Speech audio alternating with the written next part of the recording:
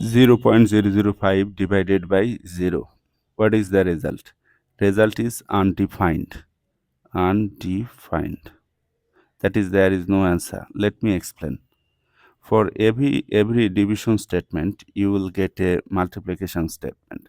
The multiplication statement for this division problem is this. To write multiplication statement, you can write like this: divisor times quotient, right? Here equal to dividend.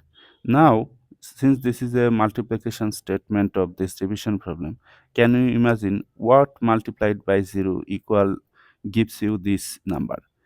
If you consider 1, then 1 times 0, you will get 0. You are not getting this.